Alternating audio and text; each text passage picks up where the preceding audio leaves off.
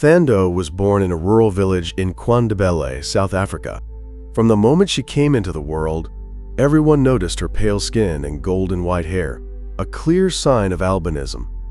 Her mother, Namsa, held her close, trying to protect her from the outside world, but her father stared in silence, then slowly walked away, never to return. The village whispered, "She's cursed. That's not normal. That child is not from here." Her mother named her Thando, meaning love, hoping that somehow love would find her. But love, especially from people, was hard to come by. Thando's early childhood was marked by loneliness. Other children played in the sun while she was told to stay inside. "The sun will burn your skin," her mother warned. And even when she tried to join others, they avoided her. Some ran away, saying she was a ghost. Others teased her, "You're a witch," or "Don't touch her, you'll turn white too." She didn't understand why she was different. She just wanted to be accepted, to be hugged, to be seen as normal. When she turned 7, she went to school, and that's when her pain worsened. She sat at the back of the classroom because of her eyesight issues. The harsh light made it difficult for her to read. Teachers got frustrated. "Why are you so slow? Didn't your mother teach you anything?" Her classmates would steal her books or scribble insults inside. "Ghost girl, you're not one of us." Sometimes she would go the whole day without speaking to anyone. She ate lunch behind the school toilet. No one invited her to play. She told her mother she didn't want to go back. Her mother, struggling with her own shame and poverty, simply said, "You must be strong." But even strength runs out. At 15, Thando was tired. She was exhausted from pretending to be okay. She began to stare at herself in the mirror every night, scrubbing her skin as if trying to wash the color away. Her heart felt heavy with every insult, every stare, every rejection. One night, after another day of cruel jokes and laughter at school, Thando wrote a letter to Mama. "I'm sorry, I don't hate you, but I don't belong here. God made a mistake. I'll ask him why when I see him." She packed a small bag, took off her shoes, and walked barefoot to the train tracks outside her village. The wind was cold. The moon was full. Her heart was numb.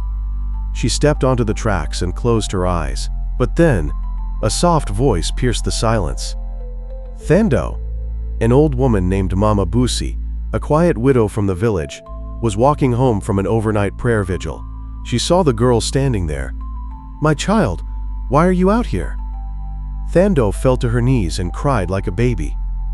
She confessed everything: the pain, the bullying, the desire to end it all.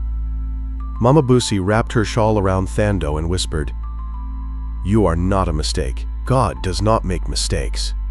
He gave you light because the world is too dark." They sat there until the sun rose. That day, Thando did not die. That day, she was reborn. Thando moved in with Mama Busi, who became like a grandmother to her. She introduced her to church, prayer, and scripture. At first, Thando sat in the back, scared, unsure, still broken. But she listened. Every Sunday, and little by little, something changed. The words of love, of purpose, of hope. They began to heal what no medicine could. She started reading the Bible, started praying, started speaking in small groups, started singing. At 19, she gave her life to Christ. At 21, she began to preach in youth services. At 24, she was ordained as a pastor. Now Pastor Thando travels across South Africa and beyond, speaking to young people, especially girls who feel different, who've been told they're not enough. In every church hall, every school assembly, every street revival, she shares her story. "I tried to end my life because I believed the lies.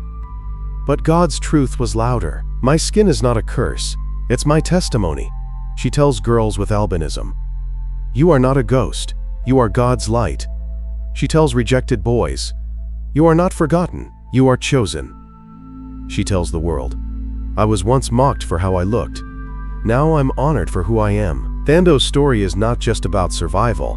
It's about transformation. She turned pain into power, rejection into revival. Her difference became her ministry. And today, Pastor Thando is more than a preacher. She is a warrior. She is a light. She is love.